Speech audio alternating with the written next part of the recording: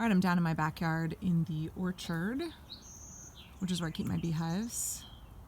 So you can see it's full of fruit trees, which in some ways is not ideal because it's difficult to get in and out of here rapidly, which is one of the reasons I always wear a bee suit when I go in with my bees. But I have 2 hives down here, and there's a couple of reasons that these hives are in this location. This is where, when I got my beekeeping permits, they told me I had to keep the hives. So obviously that's a no-brainer, but also it's an area that gets morning sun, and the bees like the morning sun to wake up, and it gets afternoon shade. They like that, so in the summer they spend less energy cooling the hive, and it's behind a fence. So part of the reason I got this in my beekeeping permit was, by the way, the hive is level, the fence is going downhill. So is because there's a high rate of theft of beehives at night. So your beehives need to be obscured from the road and need to be behind a fence.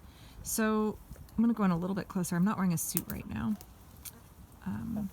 I swell up a lot if I get stung, so I'm not going to go into the hive until another video.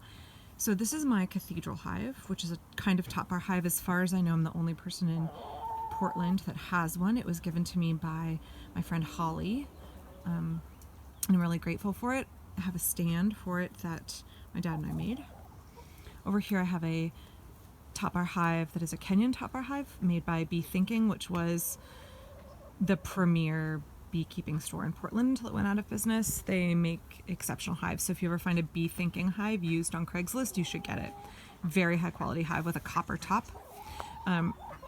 It also has a viewing window in it. So this hive has a live colony in it. This hive died, so I'll show you inside this hive when I'm gonna clean it out and get it ready to try and catch a swarm.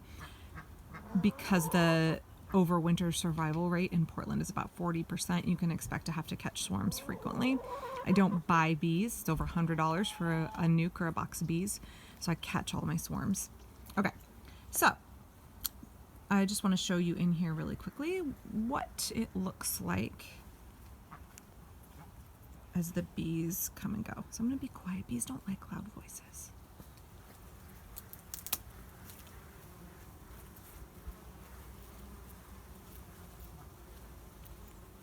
So you can see the bees have a flight path. They have an entrance down here.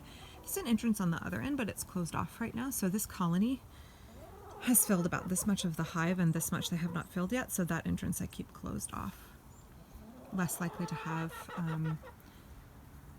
cross combing and have yellow jackets coming in. If you have fewer entrances for them to guard and a tighter space for them to work in, so you expand the hive as the colony grows, you're less likely to get cross combing, which I'll show you cross combing in the other hive that died. Okay, so you can see the flight path. The bees pretty much come out and go straight up and out. So you might want to think about this when you position your hive. Bees forage up to 3 miles from the hive, so they may be feeding in my yard and they may be feeding elsewhere, but they have this trajectory out and up, and they're gone everywhere. They are safe to be in my chicken run because of that trajectory. I've had the ducks catch a few of them, but there really isn't much predation by ducks and chickens. So I'm gonna stop this video now and take the top off and show you what it looks like inside the colony.